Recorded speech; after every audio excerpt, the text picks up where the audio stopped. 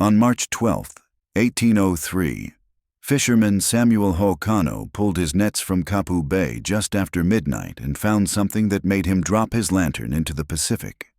The glass shattered on the deck of his boat. In the brief flash before darkness swallowed him whole, he saw his nets weren't filled with fish. They were filled with shadows that moved against the current. Shadows with eyes. That night, Samuel didn't return to shore. Neither did the other 7 fishermen working the bay, but their boats did. Every single one. Empty, drifting, with nets still full of something the harbor master couldn't bring himself to touch. The official record from the Kapu Bay Harbor Master's log states that 8 fishing vessels returned to shore on the morning of March 13, 1803, without their crews. This wasn't the first time boats came back empty in Kapu Bay, but it was the first time all 8 disappeared in the same night. Samuel Hoʻokano was the most experienced fisherman in the settlement. He'd been working these waters for 19 years, ever since he was 12 years old. His father taught him which currents to follow and which depths to avoid. Most importantly, his father taught him never to fish during the dark moon. Samuel followed that rule without fail, until March of 1803. The reason Samuel broke his father's rule is documented in a letter he wrote to the mission church 2 weeks before he disappeared. In that letter, Samuel described what he called an economic necessity. The winter catch had been poor. Families were going hungry. The settlement supply ship from the mainland was 3 months overdue. Someone needed to fish the dark moon waters, and Samuel volunteered because he didn't want the younger men taking the risk. What Samuel didn't mention in his letter was something his wife Mary recorded in her personal diary. She wrote that Samuel had been having dreams about the bay, dreams where something beneath the water was calling to him. She wrote that he'd wake up speaking words she didn't recognize, words in a language that predated the Hawaiian tongue her grandmother taught her, words that made their oil lamps flicker even though there was no wind in their bedroom. Mary's diary entry from March 11th is particularly detailed. She wrote that Samuel left for his boat at sunset, earlier than necessary for a midnight departure. She followed him at a distance and watched him walk to a section of the beach the locals called Wahi Kapu, the forbidden place. She saw him kneel in the sand and dig with his bare hands until he pulled out something wrapped in decayed cloth. When he unwrapped it, Mary wrote that the moonless sky seemed to grow darker. She ran home before Samuel could see her watching. The other 7 fishermen who disappeared that night all had similar stories according to their families. Thomas Kikoa's mother told the settlement magistrate that her son had found an old fishing hook carved from bone in his storage shed, even though he'd never seen it before. William Nakoa's brother reported that William had been collecting strange shells from the beach, shells with spiral patterns that seemed to move when you looked at them too long. Each of the 8 men had somehow acquired an object they couldn't explain during the 2 weeks before the dark moon. Harbor Master Jonathan Wright was the one who discovered the empty boats. His official report, preserved in the Hawaiian Mission archives, describes finding all 8 vessels anchored in their usual fishing spots, about 2 miles offshore. The engines were cold. The lanterns were extinguished. The nets were deployed and full, but there were no men aboard any of the boats. What made Wright's hands shake as he wrote his report was what he found in those nets. He described the contents as shadow matter, not kelp or seaweed, though it had a similar texture. Not any species of fish, though it moved like living things. He wrote that when he tried to pull the nets aboard his own vessel to examine them, the material became agitated. It began to pulse. The ropes holding the nets started to freeze over with ice that shouldn't be possible in tropical waters. Wright cut the nets loose and let them sink. Then he towed all 8 empty boats back to harbor.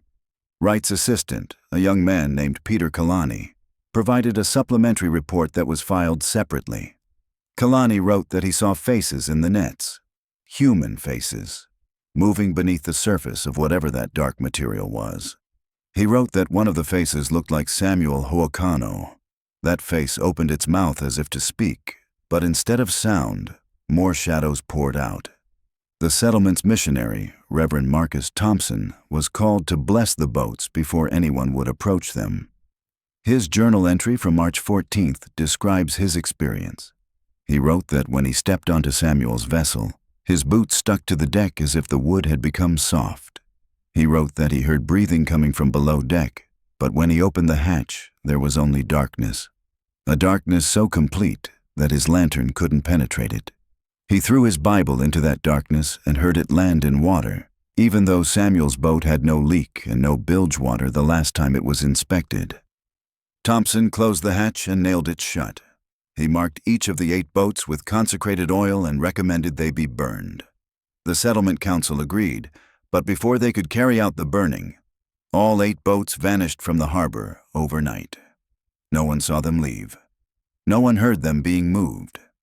At sunrise on March 15th, the slips where they'd been docked were empty except for dark stains on the wooden planks that smelled like deep ocean brine.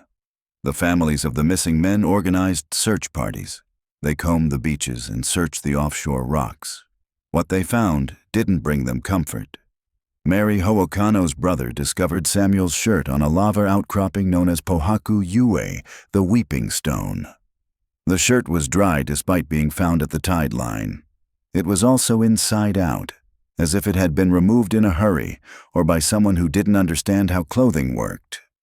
More items belonging to the missing fisherman turned up over the next week.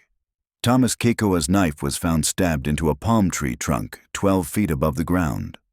William Nakoa's boot was discovered in the mission church, placed carefully on the altar despite the church being locked every night. Each found item was in an impossible location or condition. The settlement physician, Dr. Edmund Hayes, examined the items and wrote a medical assessment that reads more like a supernatural investigation than a scientific document. Hayes noted that several of the recovered items showed signs of rapid aging. Samuel's shirt had deteriorated in spots as if it had been exposed to decades of sun and salt despite being worn just days before.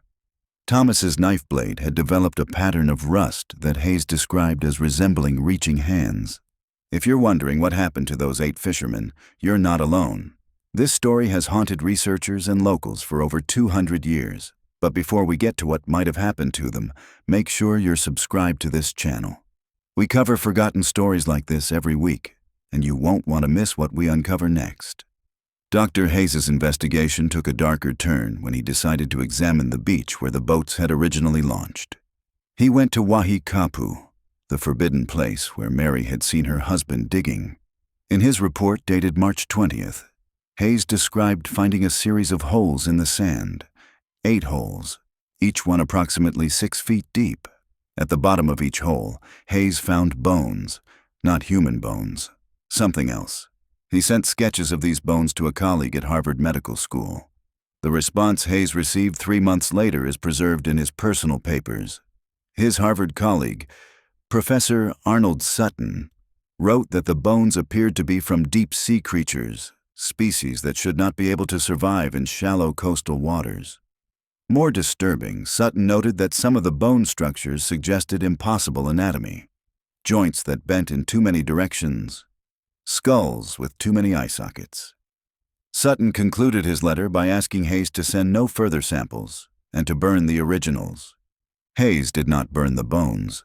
Instead, he buried them in a marked location behind his residence, noting the spot in his journal with precise coordinates.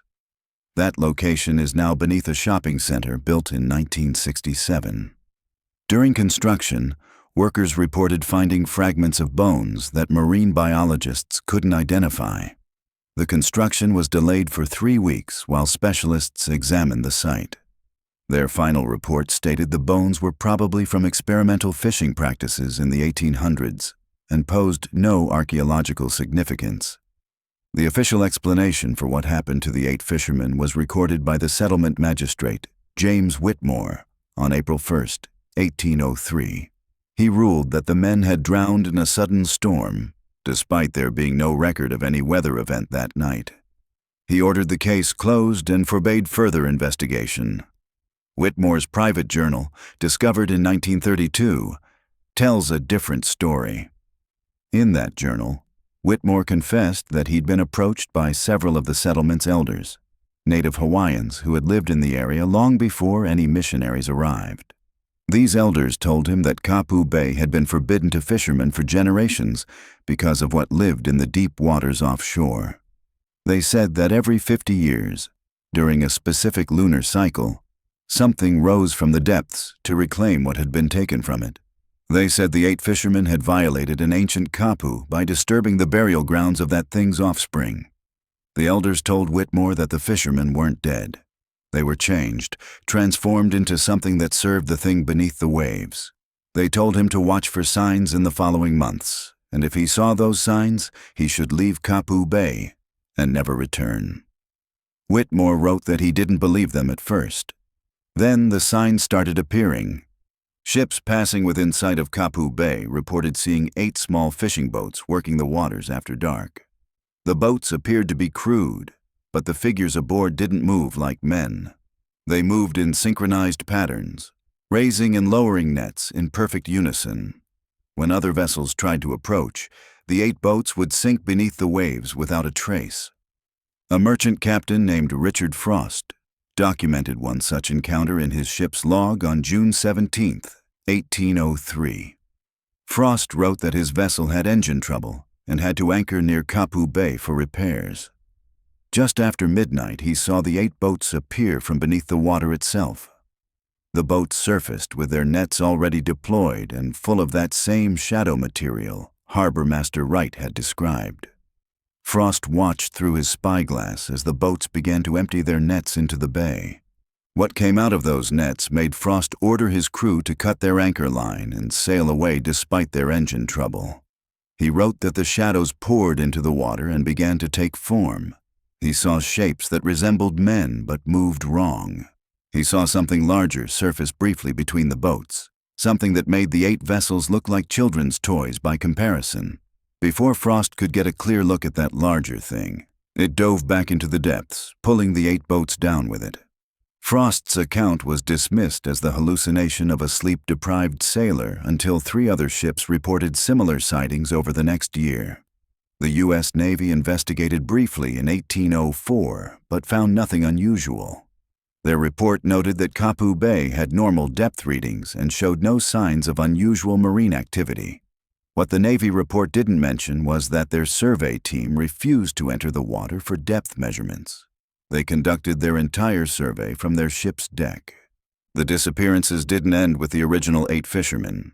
Settlement records show that between 1803 and 1809, 17 more people vanished in connection with Kapu Bay. Most were individuals who tried to investigate what happened to Samuel Hoʻokano and his crew. Some were treasure hunters who'd heard rumors about valuable items sinking with the 8 boats. 2 were missionaries who attempted to perform exorcisms at Wahi Kapu. Mary Hoʻokano was among those who disappeared. Her final diary entry, dated November 3, 1805, describes her decision to go to the beach at midnight during the dark moon. She wrote that she'd been dreaming of Samuel calling to her from beneath the waves. She wrote that she understood now why he'd gone fishing that night. She wrote that the thing beneath the bay didn't take the fishermen as punishment. It took them as transformation. She ended her entry by writing that she was ready to understand what that meant. Mary's diary was found on the beach the next morning, placed carefully above the tide line. The last page had been torn out. Next to the diary, someone had drawn symbols in the sand. Symbols that matched the patterns on those strange shells William Nakoa had been collecting before he disappeared. Dr. Hayes examined those symbols before the tide washed them away. He made sketches, noting that the patterns seemed to shift and change even as he drew them. He wrote that looking at the symbols too long made him feel like he was sinking, like the ground beneath his feet was becoming water. He developed a severe fever that night and was bedridden for 2 weeks. During his illness, Hayes wrote feverish notes describing dreams where he swam through darkness alongside things that were once human but had grown fins and gills and eyes that glowed with bioluminescent light. When Hayes recovered, he burned his notes and resigned his position. He left Kapu Bay in December 1805 and never returned. His final entry in his medical journal simply reads, "Some transformations cannot be cured because they are not diseases, they are evolutions." The settlement at Kapu Bay was abandoned in 1812. Official records cite economic difficulties and supply chain problems as the reason for the evacuation. Missionary logs tell a different story. They describe increasing numbers of settlers reporting dreams about the bay, dreams about breathing underwater, dreams about joining something vast and ancient in the depths. By 1811, more than half the settlement's population was sleepwalking to the beach during dark moons. The Missionary Council decided evacuation was the only solution. Magistrate Whitmore was the last to leave. His final journal entry, dated March 12, 1812, exactly 9 years after Samuel Hoʻokano's disappearance, describes his last night in the settlement. He wrote that he went to the beach to say goodbye. He wrote that he saw the 8 boats surface one final time. They were still crewed by the 8 fishermen, though he couldn't say they were still men. They stood at the rails of their vessels, facing the shore. Samuel Hoʻokano raised his hand in what might have been a wave or might have been an invitation. Whitmore wrote that he understood in that moment why people walked into the bay and didn't come back. He wrote that he could feel the pull of the transformation, the promise of becoming something more than human, something adapted to the true nature of the ocean, something that would never drown because it would never need air again. He wrote that he almost accepted that invitation. Almost. The last line of Whitmore's journal reads, "I am leaving Kapu Bay tomorrow at dawn. If anyone finds this journal and feels compelled to visit that place, I beg you to remember this. Some depths were never meant to be fished. Some catches were never meant to be pulled to the surface. And some transformations, once begun, cannot be reversed." Kapu Bay remained uninhabited for over a century. The settlement's buildings slowly deteriorated.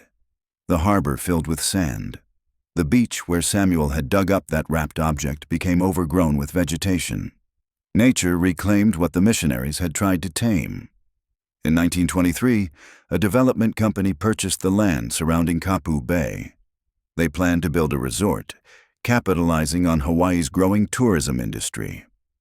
Construction began in March of that year. By April, the project was abandoned. The construction company's internal memos, recovered from their bankruptcy filing, describe a series of incidents that made continuing impossible. Workers reported finding objects buried at the construction site. Old fishing equipment, bones, nets made from rope that shouldn't have survived a century of decay. When these items were uncovered, workers would become disoriented. Several wandered away from the construction site and were found hours later at the beach, standing waist-deep in the bay with no memory of how they got there. The construction foreman, a man named Robert Chen, filed a report with the company describing what he called mass hallucination events. Chen wrote that during the new moon in April 1923, the entire construction crew witnessed 8 fishing boats rise from the bay. The boats looked old but intact. They were crewed by figures that Chen described as wrong. He wrote that the figures moved their nets through the water in synchronized patterns, and wherever those nets touched, the water turned dark. Within that darkness, Chen saw more figures swimming. Dozens of them, maybe hundreds, all moving in the same synchronized patterns. Chen ordered his crew off the site that night. When the development company sent investigators to verify his claims, they found that every piece of construction equipment had been moved during the night. Bulldozers had been relocated to form a circle around the spot where Wahi Kapu had been. In the center of that circle, someone had dug 8 deep holes in the exact pattern Dr. Hayes had discovered in 1803. The development company sold the land at a loss. The new owners attempted farming but found that nothing would grow in the soil near the beach.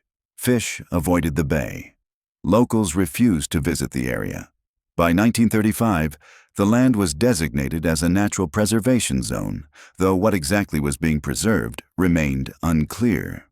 The official name of that preservation zone is the Kapu Bay Marine Protected Area.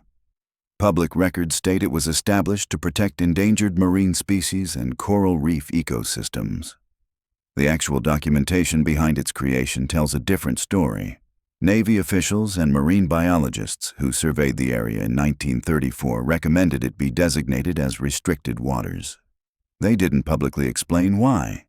Those surveyors' private journals, now archived at the Pacific Marine Research Institute, describe finding anomalies in the bay, depth measurements that changed depending on when readings were taken, sonar returns that showed massive objects moving in the depths, objects that disappeared when the sonar swept the same location again, temperature variations that defied explanation, with pockets of near-freezing water existing directly adjacent to normal tropical temperatures. One surveyor, Margaret Oakes, wrote about a dive she made in the bay against the recommendations of her colleagues. She descended to a depth of 90 feet and found what she described as a structure, not a natural rock formation, something built. She wrote that the structure's architecture made no sense, with angles that seemed impossible and surfaces that reflected light in ways that hurt to look at. She surfaced quickly when she realized the structure was occupied. Oakes's description of what occupied that structure was removed from the official survey report. Her personal notes describe figures that were humanoid but changed. She wrote about seeing faces she recognized from photographs of the 1803 settlement. Faces that had aged but not in any normal way. Faces that had developed features suited to deep water life. She wrote that these figures were tending something at the heart of the structure, something alive, something vast, something that noticed her presence and began to rise toward the surface. Oakes never dove again after that day. She transferred to a research position in Alaska and refused to discuss Kapu Bay for the rest of her life. The one time a colleague pressed her about it, she said, "Some species don't go extinct. They just learn to avoid being discovered. And sometimes, humans are invited to join them." The Kapu Bay Marine Protected Area remains restricted to this day. Official reasons cite ecological sensitivity and endangered species protection. Permits to enter the area are rarely granted and heavily supervised when they are. Locals still avoid the bay, passing down stories their grandparents told them about fishermen who became something else. In 2018, a marine biology graduate student named David Park was granted a permit to study fish populations in the protected area. His research was approved because he would be conducting his work from a boat, with no diving or water contact. Park documented his findings in video logs for his thesis project. Those videos were confiscated by Park officials after his first week of research. Park's academic advisor later described the videos as showing irregularities inconsistent with known marine behavior. Park himself was hospitalized after his third day in the bay.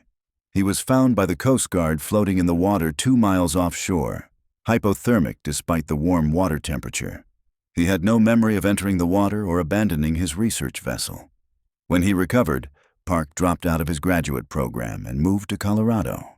He won't discuss what he saw in Kapu Bay except to say that the number 8 has significance he can't fully explain. Since Park's incident, no new research permits have been approved for the area. The official explanation is budget constraints and administrative reorganization.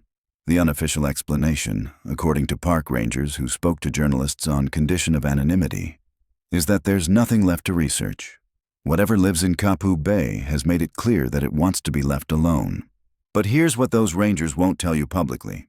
Every March, during the dark moon closest to the 12th, they are required to monitor the bay from a distance. They are required to document anything unusual they observe and file reports that are classified as restricted access.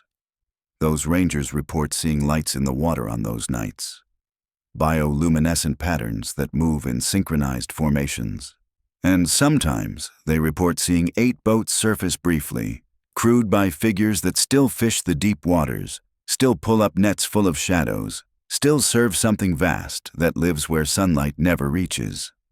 Those rangers also report that sometimes people appear on the beach during those dark moons, people who shouldn't be there, who somehow bypassed all the security measures, people who walk into the water and don't come back.